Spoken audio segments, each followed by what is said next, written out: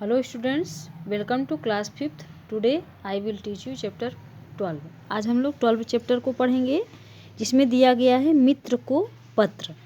ठीक है, क्या दिया गया है? मित्र को पत्र, यानी जीवन में हास्य विनोद के महत्व पर जयदेव का अपने मित्र को पत्र। कौन पत्र लिख रहा है? जयदेव लिख रहा है। ठीक है, किसको लिख रहा है? अपने मित्र को लिख रहा है। ठीक है, तो चलिए देखते हैं।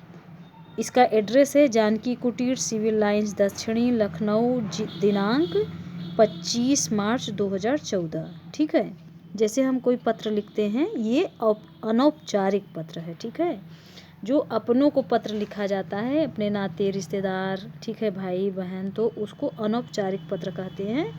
और इसी में जयदेव पत्र लिख रहा है। ठीक है,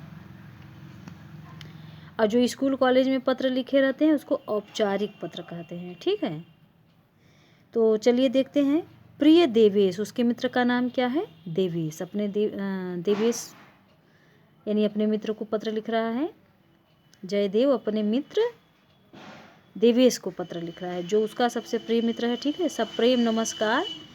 यहाँ सब कुशलता से है और मैं आशा करता हूँ कि तुम भी सपरिवार सकुशल और सानंद होगे। यानी मैं भी कुशल से हूँ, तुम भी कुशलतापूर्वक होगे, ऐसी आशा है। मुझे आज दोपहर तुम्हारा पत्र मिला, जिसे पढ़कर मुझे प्रतीत हुआ कि तुम जीवन में हास्य विनोद की आवश्यकता व महत्व पर रोचक सामग्री जुटाने में प्रयत्नशील हो। यह बहुत अच्छी बात है। हास्य विनोद यानी हास्य विनोद की आवश्यकता एवं महत्व पर रोचक सामग्री जुटा रहा है। ठीक है, इस प्रकार के महत्व से न केवल जानकारी बढ़ती है, अपितु विषय का महत्व हमारे जीवन में रचनात्मक परिवर्तन भी लाता है। इस विषय पर मैं जो कुछ भी समझ सका हूँ, उसका संक्षिप्त विवरण प्रस्तुत पत्र के माध्यम से प्रस्तुत है। ठीक है, यानी इस पत्र के माध्यम से वह प्रस्तुतिकरण कर रहा है कि किस प्रकार से क्या चीज़ें हैं। ठीक है, इसके बाद देखिए। प्रिय देवेश, एक बार मैंने कहीं पढ़ा है कि सुप्रसिद्ध जापानी कवि नागुची ने भगवान से वरदान मांगा।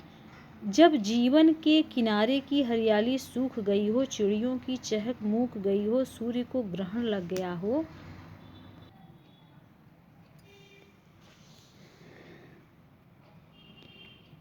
मित्र व साथी मुझे कांटों में अकेला छोड़कर कतरा गए हों और आकाश का सारा क्रोध मेरे भाग्य पर बरसने वाला हो, तब हे भगवान, तुम मुझ पर इतनी कृपा करना कि मेरे होठों पर हंसी की एक उजली लकीर खींच जाए।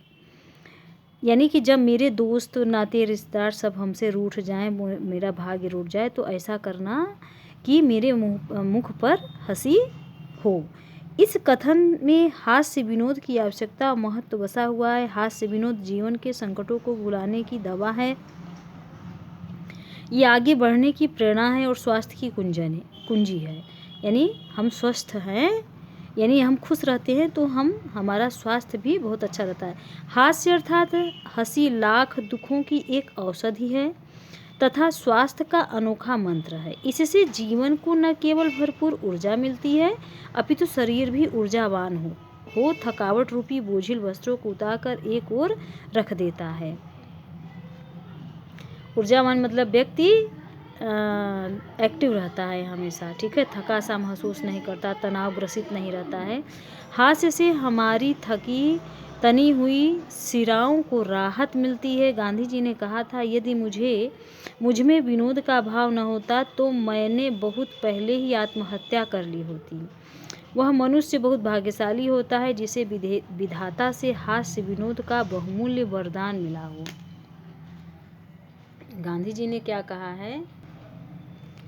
गांधी जी ने कहा है कि यदि मुझ में विनोद का भाव न होता तो मैंने बहुत पहले ही आत्महत्या कर ली होती। वह मनुष्य बहुत भाग्यशाली होता है जिसे विधाता से हास्य विनोद का बहुमूल्य वरदान मिला हो। प्रिय देवेश, जिस व्यक्ति के चेहरे से व्यवहार से हास्य विनोद दूर रहता है, उसके चेहरे पर 12 बजे हुए दिखाई देते हैं। हास्य विनोद की अनुपस्थिति में व्यक्ति मुरझाए फूल सा दिखाई देता है। जो व्यक्ति हंसता प्रफुल्लित रहता है वह मित्र बनाने के योग्य है, किंतु जो हंसता नहीं है वह स्वयं तो दुखी रहता ही है, औरों को भी दुखी देखना चाहता है। जीवन की सफलता के अनेक रहस्यों में से एक रहस्य हंसमुख स्वभाव का होना भी है। ठीक है, यानी जीवन में ये अनेक रहस्य है, लेकिन हंसमुख रहना भी एक बहुत ही स्वाभाविक रहस्य है। जीवन में वही लोग सफल माने जाते हैं जिन्होंने संकटों का सामना हंसते हंसते किया हो। हंसमुख स्वभाव के लोग जीवन को सफलतापूर्वक और उद्देश्य पूर्वक जी पाते हैं, ऐसा माना जाता है। प्रिय देवेश, पाश्चात्य देशों में बिना मुस्कुराहट के अभिवादन अशिष्टता की निशानी मानी जाती है, यानी वह शिष्टता नहीं मानी जाती। हंसमुख व्यक्ति को देखकर लगता है कि इस व्यक्ति के जीवन में कोई उलझन या गांठ नहीं है। एक हंसमुख डॉक्टर को देखकर रोगी की बीमारी चुपचाप अपना रास्ता पकड़ ले। चुपचाप रास्ता पकड़ना मतलब बीमारी अपने आप चली जाती है।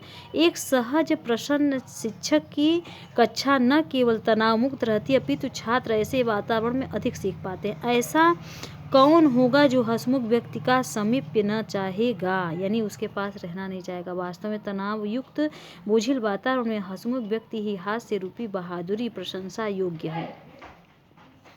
हंसी के एक झोंके में मन का मैल धुल जाता है। हास्य के विषय में कहा गया है कि बुराई रूपी पापों से बचने के लिए इससे बढ़कर कोई गंगा जल नहीं है। यह वह शास्त्र है जो बड़ों बड़ों का मिजाज चुटकियों में ठीक कर देता है। महान साहित्यकारों ने अपने गंभीर साहित्य में हास्य विनोद का पुट देकर उसे सहज और प्रभावशाली बना दिया है। हास्य विनोद प्रिय व्यक्ति हरदम ताजा खिला खिला दिखाई देता है। वह न केवल शरीर से अपितु मन से भी स्वस्थ दिखाई देता है। संसार के प्राय सभी सफल व्यक्ति बहुत विनोद प्रिय रहते हैं। अपने जीवन के तनाव को उन्होंने हास्य विनोद से ही कम किया।